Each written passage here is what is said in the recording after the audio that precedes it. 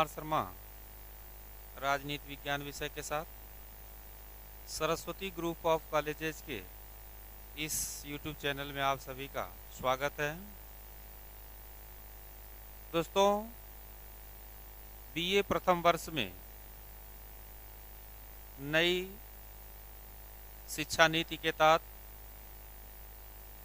जो पाठ्यक्रम निर्धारित किया गया है उसके अंतर्गत भारतीय राष्ट्रीय आंदोलन के उदय के कारण भारतीय राष्ट्रीय आंदोलन के विकास के संबंध में अध्ययन किया गया, जिसमें भारतीय राष्ट्रीय आंदोलन के विकास के संबंध में जो हम लोग अध्ययन किए हैं उसमें भारतीय राष्ट्रीय आंदोलन को मुख्यतः 4 चरणों में विभाजित किया गया था, जिसमें से हमने पिछले वीडियो में भारतीय राष्ट्रीय आंदोलन के विकास का प्रथम चरण पढ़ा था और आज के इस वीडियो में भारतीय राष्ट्रीय आंदोलन के द्वितीय चरण के संबंध में अध्ययन करेंगे, जिसको मुख्यतः उग्रवादी विचारधारा के नाम से जाना जाता है।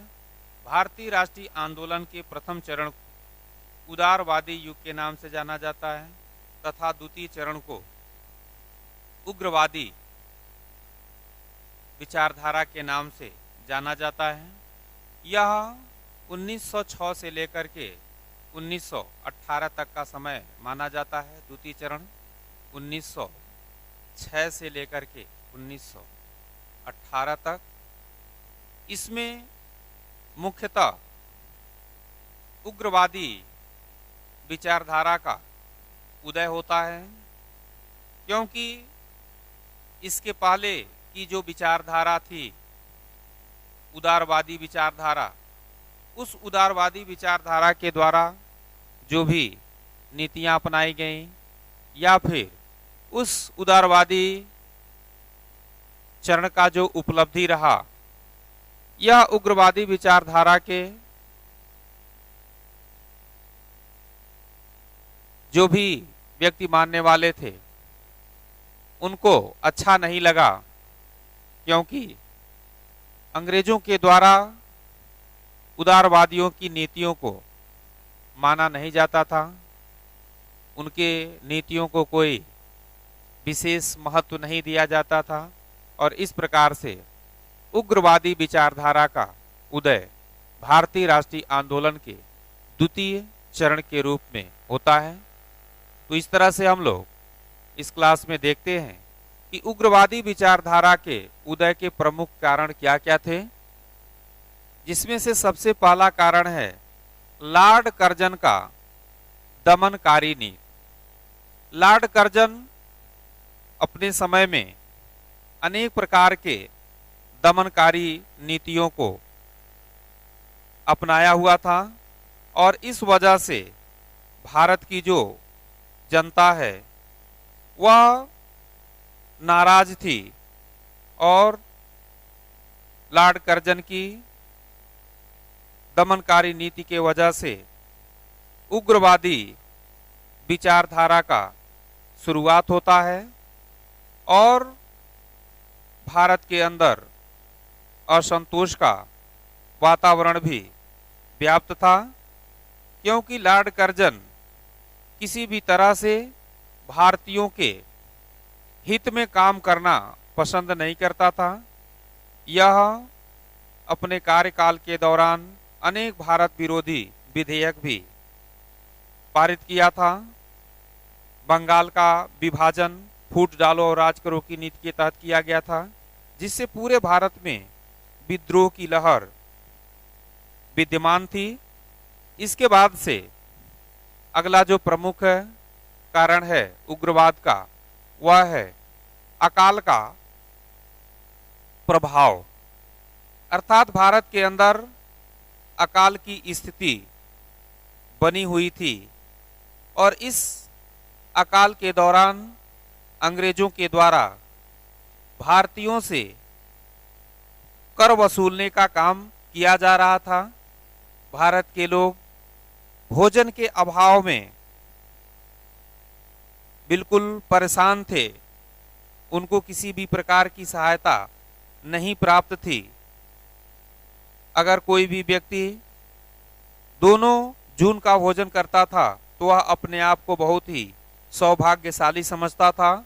लेकिन उस समय भारत की जो स्थिति थी वह ऐसी थी कि भारत के लोग भूखों मर रहे थे और जो अपने आप को बहुत ही संपन्न समझता था वह 2 जून की रोटी भी नहीं खा पाता था। 24 घंटे में एक बार खा करके अपना जीवन यापन कर रहा था। उस स्थिति में भारत के द्वारा अंग्रेजों के द्वारा भारत के लोगों से कर वसूलने का काम किया जा रहा था। इसके साथ ही साथ भारत के खाद्यान्नों को विदेशों में निर्यात किया गया था। इस तरह से यह भी उग्रवादी विचारधारा के प्रमुख उदय के कारण है। इसके बाद से 1892 का अधिनियम 1892 का अधिनियम भी भारतीयों को संतुष्ट करने में असफल रहा, क्योंकि परिषद के सदस्यों में भारतीयों की संख्या बढ़ाई गई, फिर भी परिषद में सरकारी बहुमत की विशेष रूप से प्रभाव रहा, क्योंकि सरकारी सदस्यों की संख्या इसमें अधिक थी। किसी भी प्रकार का निर्णय लेना होता था तो यह सरकारी सदस्य एकजुट होकर के निर्णय ले लेते थे और इस तरह से भारतीयों के पक्ष में किसी भी प्रकार का निर्णय नहीं आ पाता था। इस अधिनियम से भी भारत के लोग बहुत ही नाराज थे, दुखी थे। इसके बाद से अगला जो प्रमुख कारण है वह है लाल बाल पाल का योगदान, अर्थात लाला लाजपत राय, बाल गंगाधर तिलक और बिपिन चंद्र पाल के द्वारा मुख्यतः इस उग्रवादी विचारधारा का नेतृत्व किया गया और इसके द्वारा कहा गया कि हमें अपने स्वराज की प्राप्ति होनी चाहिए, हमें किसी भी तरह से अपना अधिकार प्राप्त होना चाहिए। भारतीयों में आत्मविश्वास व आत्मनिर्भरता की भावना जगाने के लिए इन्होंने महाराष्ट्र में गणपति उत्सव, शिवाजी उत्सव आरंभ किए गए। बंगाल में बिपिन चंद्र पाल ने काली पूजा व दुर्गा पूजा आरंभ किया। इस प्रकार से संपूर्ण भारत में हिंदू पुनरुत्थानवाद की लहर दौड़ गई और इस प्रकार से इन क्रांतिकारियों के द्वारा भारत के अंदर एक विशेष ऊर्जा भरने का काम किया गया था और इस प्रकार से लाल बाल पाल के नेतृत्व में उग्रवादी विचारधारा विकसित होती है। इसके बाद से मुस्लिम लीग की स्थापना, इसी दौरान मुस्लिम लीग की स्थापना की बात की जानी शुरू की गई थी। ब्रिटिश सरकार ने फूट डालो राज्य करो की नीति के तहत अपने को हिंदुओं और मुसलमानों के बीच रख करके एक सांप्रदायिक माहौल बनाया। हिंदू धार्मिक आंदोलन के कारण मुसलमानों की असंगठित होने लगे थे। अंग्रेजों ने मुसलमानों के साथ संपर्क बढ़ाया और इस कारण से मुसलमानों को अपने पक्ष में लेने के लिए अंग्रेजों ने 1905 में बंगाल का विभाजन भी कर दिया था। इसके साथ ही साथ मुस्लिम सांप्रदायिकता को सर आगा खां के नेतृत्व में 1 अक्टूबर 1906 को मुसलमानों का एक प्रतिनिधिमंडल शिमला में वायसराय से मिला और इसने मुसलमानों के लिए पृथक निर्वाचन क्षेत्र की घोषणा कर दी और इस प्रकार से भारत के अंदर हिंदू मुस्लिम सांप्रदायिकता को इन अंग्रेजों के द्वारा बढ़ावा दिया जा रहा था, जो उग्रवादी विचारधारा के उदय के प्रमुख कारण माने जाते हैं। इसके बाद से गदर पार्टी की स्थापना होती है। लाला हरदयाल जी ने अमेरिका के अंदर 10 मई 1913 को गदर पार्टी की स्थापना किया था और इसी बीच 1925 में काकोरी कांड होता है और इस काकोरी कांड में राजगुरु सुखदेव और भगत सिंह को दोषी करार देते हुए 23 मार्च 1931 को फांसी की सजा दी जाती है। इस फांसी की सजा से भी भारत के अंदर एक बहुत ही दुखद स्थिति उत्पन्न हो जाती है और इस कारण से भी उग्रवादी विचारधारा का उदय होता है। इसके बाद से दिया हुआ है होम रूल लीग की स्थापना। होम रूल लीग के बाद से भी भारत के अंदर 1914 में बाल गंगाधर तिलक जेल से छूट करके आए और उन्होंने उग्रवाद को पुनर्जीवित करने का प्रयास किया और इसके साथ ही साथ उन्होंने अपने देश आयरलैंड में होम रूल लीग की स्थापना किया था और इस प्रकार से होम रूल लीग की स्थापना के बाद से अंग्रेजों के विरुद्ध अनेक प्रकार के अभियान चलाए गए जो उग्रवादी विचारधारा के उदय का प्रमुख कारण माना जाता है। इसके बाद से हम देखते हैं भारतीय राष्ट्रीय आंदोलन का जो अंतिम चरण है। भारतीय राष्ट्रीय आंदोलन के जो अंतिम चरण की प्रमुख घटनाएं हैं, प्रमुख घटनाएं वह हैं रौलट एक्ट, यानी कि रौलट एक्ट के बाद से हमारे देश के अंदर विरोध चल रहा था, क्योंकि इसके द्वारा भारतीयों के अनेक ऐसे अधिकार को छीने गए जो भारतीयों के लिए आवश्यक था। निर्दोष रूप में किसी भी भारतीय को गिरफ्तार कर लेना। इस प्रकार से इस रौलट एक्ट का पुरजोर विरोध हमारे देश के अंदर चल ही रहा था कि उसी के दौरान भारत के अंदर जलियांवाला बाग हत्याकांड हो जाता है और यह जलियांवाला बाग हत्याकांड पंजाब के अमृतसर में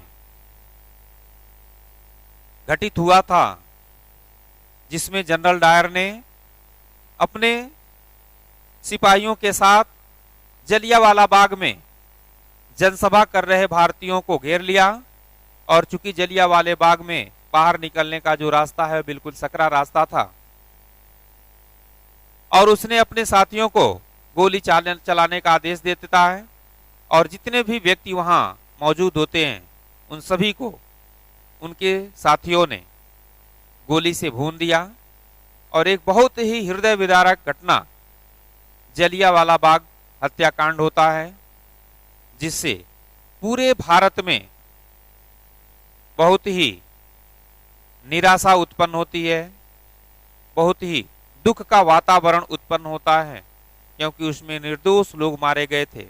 बहुत से ऐसे लोग थे जिनको बचाया भी जा सकता था, लेकिन वे तड़प तड़प करके अपनी जान दे दिए। इस वजह से भी भारतीय राष्ट्रीय आंदोलन में एक विशेष प्रभाव पड़ता है। इसके बाद से गांधी जी के द्वारा असहयोग आंदोलन प्रारंभ किया जाता है और यह असहयोग आंदोलन गांधी जी के द्वारा चलाया जाता है, जिसका उद्देश्य यह है कि हम अंग्रेजों के नीतियों का बहिष्कार करेंगे, सरकारी कॉलेजों स्कूलों का बहिष्कार करेंगे, नशीली वस्तुओं का शराब का जो है कि बहिष्कार किया जाएगा, विदेशी वस्तुओं का बहिष्कार किया जाएगा तथा सरकारी न्यायालयों का बहिष्कार किया जाएगा। और इसी असहयोग आंदोलन को गांधी जी चला ही रहे थे कि एक और भी घटना गोरखपुर जिले के चौरी चौरा नामक स्थान पे घटित होती है। इस चौरी चौरा कांड में असहयोग आंदोलन के तहत भारत के लोगों के द्वारा प्रदर्शन किया जा रहा था और इसी बीच इस प्रदर्शन को रोकने के लिए सिपाहियों ने इनके ऊपर प्रहार कर दिया और जिसके वजह से उग्र भीड़ ने और उग्र रूप धारण कर लिया और चौरी चौरा थाने में एक थानाध्यक्ष और 21 सिपाहियों को जिंदा जला दिया। और इस घटना से गांधी जी को दुख हुआ, क्योंकि गांधी जी सत्य और अहिंसा के पुजारी थे और उन्होंने इस चौरी चौरा कांड के बाद से असहयोग आंदोलन को स्थगित कर दिया और इस प्रकार से गांधी जी को जेल भी जाना पड़ा। फिर एक लंबे समय तक भारत में राष्ट्रीय आंदोलन में शिथिलता आ गए थे, लेकिन फिर से सविनय अवज्ञा आंदोलन गांधी जी के द्वारा प्रारंभ किया गया।